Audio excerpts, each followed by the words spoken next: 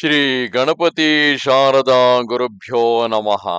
ತ್ವಮೇವ ಮಾತಾ ಚ ಪಿತಾ ತ್ವಮೇವ ತ್ವಮೇವ ಬಂಧುಶ್ಚ ಸಖಾ ತ್ವಮೇವ ತ್ವಮೇವ ವಿದ್ಯಾ ದ್ರವಿಣಂ ತ್ವಮೇವ ತ್ವಮೇವ ಸರ್ವಂ ಮಮ ದೇವ. ಶ್ರೋತೃಗಳಿಗೆ ಶ್ರೀ ಶಿವಪುರಾಣದ ರುದ್ರ ಸಂಹಿತೆಯ ಸತೀಖಂಡದ ಭಾಗಗಳಿಗೆ ಸ್ವಾಗತ.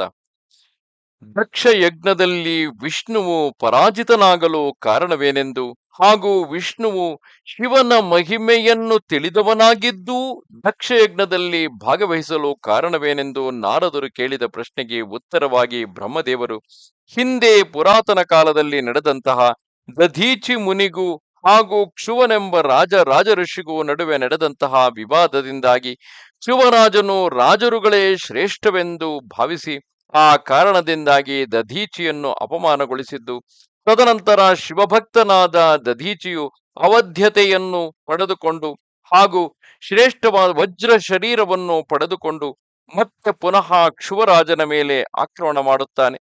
ಆ ಸಂದರ್ಭದಲ್ಲಿ ಪರಾಜಿತನಾದ ಕ್ಷುವರಾಜನು ವಿಷ್ಣುವಿನ ಮೊರೆ ಹೋಗುತ್ತಾನೆ. ಆಗ ವಿಷ್ಣುವು ತಾನು ಶಿವರಾಜನನ್ನು ಬೆಂಬಲಿಸುವುದರಿಂದ ಶಿವದ್ರೋಹವನ್ನು ಮಾಡಿದ ಕಾರಣದಿಂದಾಗಿ ಮುಂದೆ ನಡೆಯಲಿರುವ ದಕ್ಷನ ಯಜ್ಞದಲ್ಲಿ ತಾನು ಪರಾಜಿತನಾಗುವುದಾಗಿ ಮೊದಲೇ ಕ್ಷುವರಾಜನಿಗೆ ತಿಳಿಸುತ್ತಾನೆ. ಮುಂದುವರೆದು ಬ್ರಹ್ಮದೇವರು ಹೇಳುತ್ತಾರೆ, ನಾರದನೇ, ಭಕ್ತವತ್ಸಲ ಭಗವಾನ್ ವಿಷ್ಣುವು ಕ್ಷುವರಾಜನ ಹಿತವನ್ನು ಸಾಧಿಸಲು ಬ್ರಾಹ್ಮಣ ರೂಪವನ್ನು ಧರಿಸಿ ದಧೀಚನ ಆಶ್ರಮಕ್ಕೆ ಹೋದನು.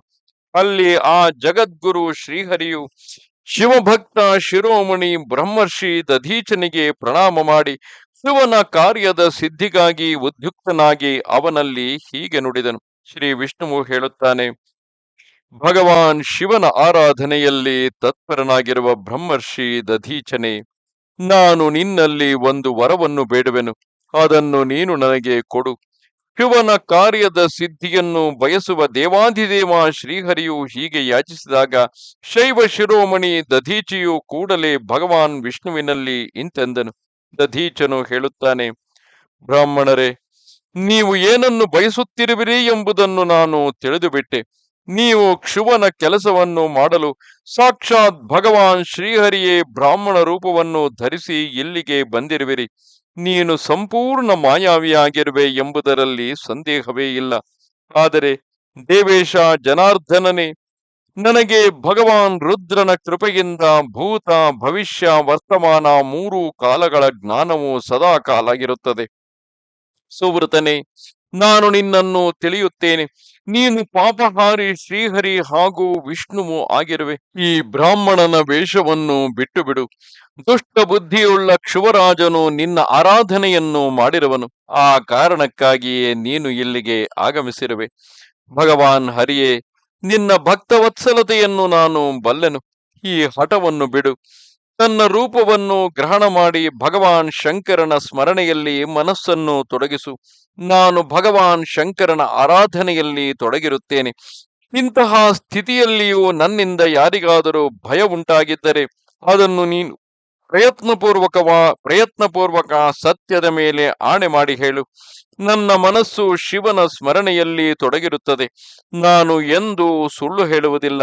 ಈ ಜಗತ್ತಿನಲ್ಲಿ ಯಾವುದೇ ದೇವತೆಯಿಂದ ಅಥವಾ ದೈತ್ಯರಿಂದ ನನಗೆ ಭಯವಾಗುವುದಿಲ್ಲ.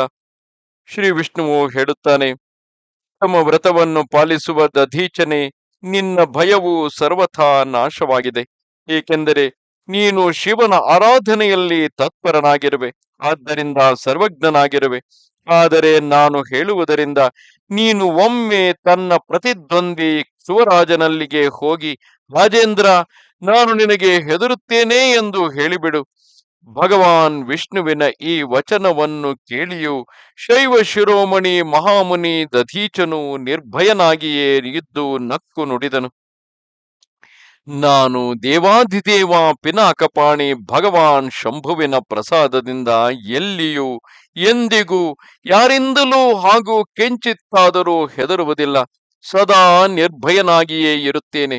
ಆಗ ಈ ರೀತಿಯಾಗಿ ಹರಿಯ ಇಚ್ಛೆ ಕ್ಷುವರಾಜನಲ್ಲಿ ತಾನು ಕ್ಷತ್ರಿಯನೇ ಶ್ರೇಷ್ಠನೆಂಬ ರಾಜನೇ ಶ್ರೇಷ್ಠನೆಂಬ ಭಾವವನ್ನು ಬೆಂಬಲಿಸುವ ಸಲುವಾಗಿ ದಧೀಚನು ಹೋಗಿ ಆತನಿಗೆ ತಾನು ಹೆದರುತ್ತೇನೆ ಎಂದು ಹೇಳಬೇಕೆಂದು ಆದರೆ ಶೈವ ಶಿರೋಮಣಿಯಾದ ದಧೀಚನು ಶಿವನಲ್ಲದೆ ಬೇರೆ ಯಾರಿಗೂ ಕೂಡ ಹೆದರುವವನಲ್ಲ. ಆಗ ಶ್ರೀಹರಿಯು ಮುನಿಯನ್ನು ಮಣಿಸಲು ಪ್ರಯತ್ನಿಸಿದನು. ದೇವತೆಗಳೂ ಕೂಡ ಅವನಿಗೆ ಸಹಾಯ ಮಾಡಿದರು.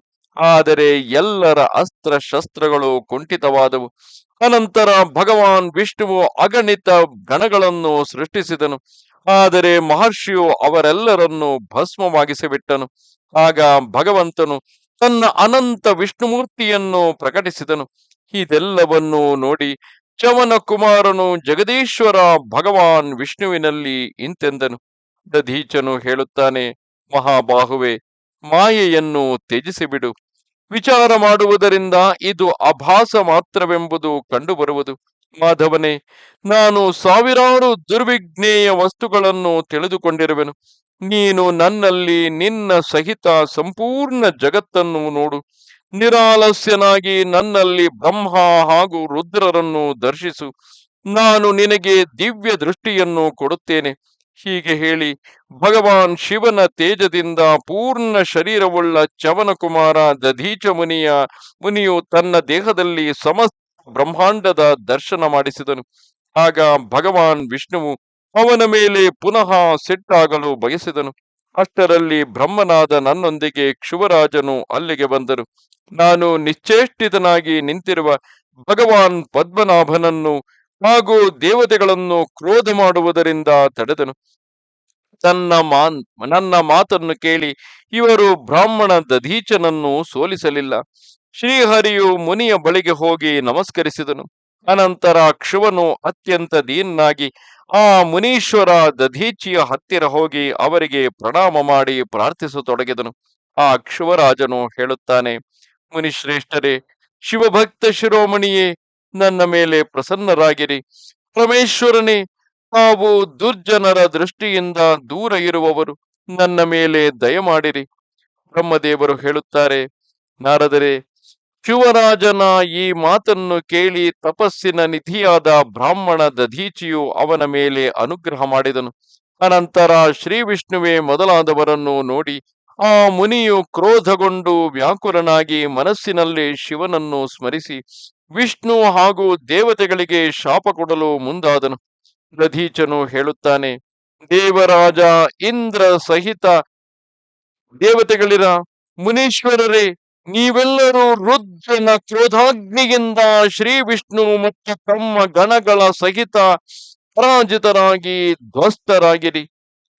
ದೇವತೆಗಳಿಗೆ ಈ ವಿಧವಾಗಿ ಶಾಪವನ್ನಿತ್ತು ಕ್ಷುವನ ಕಡೆಗೆ ನೋಡಿ ದೇವತೆಗಳ ಮತ್ತು ರಾಜರ ಪೂಜನೀಯ ದ್ವಿಜಶ್ರೇಷ್ಠ ದಧೀಚನು ಹೇಳುತ್ತಾನೆ, ರಾಜೇಂದ್ರನೇ, ಬ್ರಾಹ್ಮಣರೇ, ಬಲಿಷ್ಠರು ಕ್ಷಮಿಸಿ ರಾಜೇಂದ್ರನೇ, ಬ್ರಾಹ್ಮಣರೇ ಯಾವಾಗಲೂ ಬಲಿಷ್ಠರು ಮತ್ತು ಪ್ರಭಾವಶಾಲಿಗಳಾಗಿರುತ್ತಾರೆ. ಹೀಗೆ ಸ್ಪಷ್ಟ ರೂಪದಿಂದ ಹೇಳಿ ಬ್ರಾಹ್ಮಣ ದಧೀಚನು ತನ್ನ ಆಶ್ರಮದೊಳಗೆ ಪ್ರವೇಶಿಸಿದನು. ಮತ್ತೆ ದಧೀಚನಿಗೆ ನಮಸ್ಕಾರ ಮಾತ್ರ ಮಾಡಿ ಶಿವನು ತನ್ನ ಮನೆಗೆ ಹೊರಟು ಹೋದನು. ಬಳಿಕ ಭಗವಾನ್ ವಿಷ್ಣುವು ದೇವತೆಗಳೊಂದಿಗೆ ಬಂದ ಹಾಗೆಯೇ ತನ್ನ ವೈಕುಂಠ ಲೋಕಕ್ಕೆ ಮರಳಿದನು. ಈ ಪ್ರಕಾರವಾಗಿ ಆ ಸ್ಥಾನವು ಸ್ಥಾನೇಶ್ವರವೆಂದು ತೀರ್ಥ ರೂಪದಲ್ಲಿ ಪ್ರಸಿದ್ಧವಾಯಿತು. ಸ್ಥಾನೇಶ್ವರನ ಯಾತ್ರೆಯನ್ನು ಮಾಡಿ ಮನುಷ್ಯನು ಶಿವ ಸಾಯುಜ್ಯವನ್ನು ಪಡೆದುಕೊಳ್ಳುವನು. ಅಯ್ಯ, ನಾನು ನಿನಗೆ ಸಂಕ್ಷೇಪವಾಗಿ ಕ್ಷುವ ಮತ್ತು ದಧೀಚರ ವಿವಾದದ ಕಥೆಯನ್ನು ಹೇಳಿದೆ. ಹಾಗೂ ಭಗವಾನ್ ಶಂಕರನನ್ನು ಬಿಟ್ಟು ಕೇವಲ ಬ್ರಹ್ಮ ಮತ್ತು ವಿಷ್ಣುವಿಗೆ ದೊರೆತ ಶಾಪವೃತ್ತಾಂತವನ್ನು ವರ್ಣಿಸಿದನು. ಶಿವ ಮತ್ತು ದಧೀಚರ ವಿವಾದ ಸಂಬಂಧಿ ಈ ಪ್ರಸಂಗವನ್ನು ನಿತ್ಯವೂ ಪಾರಾಯಣೆ ಮಾಡುವವರು ಅಪಮೃತ್ಯುವನ್ನು ಗೆದ್ದು ದೇಹತ್ಯಾಗದ ಬಳಿಕ ಬ್ರಹ್ಮಲೋಕಕ್ಕೆ ಹೋಗುತ್ತಾರೆ. ಏಕೆಂದರೆ ಈ ವೃತ್ತಾಂತದಲ್ಲಿ ದಧೀಚಿ ಮಹರ್ಷಿಯನ್ನು ಕ್ಷುವರಾಜನು ನಿಹರಿಸಿದರು. ತದನಂತರ ಶುಕ್ರಾಚಾರ್ಯರ ಸಹಾಯದಿಂದ ಮೃತ್ಯುಂಜಯ ಮಂತ್ರದ ಆಚರಣೆಯಿಂದ ಮೃತ್ಯುಂಜಯ ಮಂತ್ರದ ಸಾಧನೆಯಿಂದಾಗಿ ಆ ದಧೀಚಿಯು ಬದುಕಿಕೊಳ್ಳುತ್ತಾನೆ. ಆ ಕಾರಣದಿಂದಾಗಿ ಈ ಅಧ್ಯಾಯವನ್ನು ಪಠಣ ಮಾಡುವವರು ಅಥವಾ ಈ ಅಧ್ಯಾಯವನ್ನು ಕೇಳುವವರು ಅಪಮೃತ್ಯುವಿನಿಂದ ಪಾರಾಗುತ್ತಾರೆ ಹಾಗೂ ದೇಹತ್ಯಾಗದ ಬಳಿಕ ಬ್ರಹ್ಮಲೋಕಕ್ಕೆ ಹೋಗುತ್ತಾರೆ. ಇದನ್ನು ಪಠಿಸಿ ರಣಭೂಮಿಗೆ ಪ್ರವೇಶಿಸುವವನಿಗೆ ಎಂದೂ ಮೃತ್ಯುವಿನ ಭಯವಾಗುವುದಿಲ್ಲ. ಅವನು ನಿಶ್ಚಯವಾಗಿಯೂ ವಿಜಯಿಯಾಗುತ್ತಾನೆ. ಹೇಗೆ ದಧೀಚಿ ಮಹರ್ಷಿಗಳು ಕ್ಷುವರಾಜನ ವಿರುದ್ಧ ವಜ್ರ ದೇಹಿಗಳಾಗಿ ವಿಜಯಿಯಾದರು, ಸ್ವತಃ ಕ್ಷುವರಾಜನನ್ನು ಬೆಂಬಲಿಸಲು ಬಂದಂತಹ ವಿಷ್ಣುವನ್ನು ಹಾಗೂ ಸಕಲ ದೇವತೆಗಳೂ ಕೂಡ ದಧೀಚಿಯ ಮೇಲೆ ಕ್ಷುವರಾಜನನ್ನು ಸಮರ್ಥಿಸಿಕೊಂಡು ಯುದ್ಧ ಮಾಡಲು ಹೋದಾಗ ಅವರೆಲ್ಲರನ್ನೂ ದಧೀಚಿಗಳು ತಮ್ಮ ಬ್ರಹ್ಮ ಪ್ರಭಾವದಿಂದಲೇ ಹೇಗೆ ನಿಶ್ಚೇಷ್ಟಿತರನ್ನಾಗಿಸಿದರು, ಅದೇ ರೀತಿಯಾಗಿ ದಧೀಚಿ ಮಹರ್ಷಿಗಳ ಶಾಪದ ನಿಮಿತ್ತದಿಂದಾಗಿ ಮುಂದೆ ನಡೆದಂತಹ ದಕ್ಷಯಜ್ಞದಲ್ಲೂ ಕೂಡ ವಿಷ್ಣುವಿನೊಂದಿಗೆ ಸಕಲ ದೇವತೆಗಳಿಗೂ ವೀರಭದ್ರನ ವಿಶೇಷ ಗಣಗಳೊಂದಿಗೆ ಶಿವನ ಕೃಪೆಯಿಂದಾಗಿ ಆ ವಿಷ್ಣು ಹಾಗೂ ಇತರ ಎಲ್ಲ ದೇವತೆಗಳು ಪರಾಜಿತರಾಗುವಂತೆ ಆಗುತ್ತದೆ. ಆ ಕಾರಣದಿಂದಾಗಿ ಈ ಅಧ್ಯಾಯವನ್ನು ಪಠಣ ಶ್ರವಣ ಮಾಡಿ ನಂತರ ತಾವುದೇ ನಿಶ್ಚಿತ ಕಾರ್ಯಕ್ಕೆ ಹೋಗುವವರಿಗೆ ಜಯವು ನಿಶ್ಚಿತವಾಗಿರುತ್ತದೆ. ನಮಸ್ತೆ ಶಾರದಾ ದೇವಿ ಕಾಶ್ಮೀರ ಪುರಮಾಸಿನಿ ತ್ವಾಮಹಂ ಪ್ರಾರ್ಥಯೇ ನಿತ್ಯಂ ವಿದ್ಯಾದಾನಂಚ ದೇಹಿಮೆ. ನಮಸ್ಕಾರ.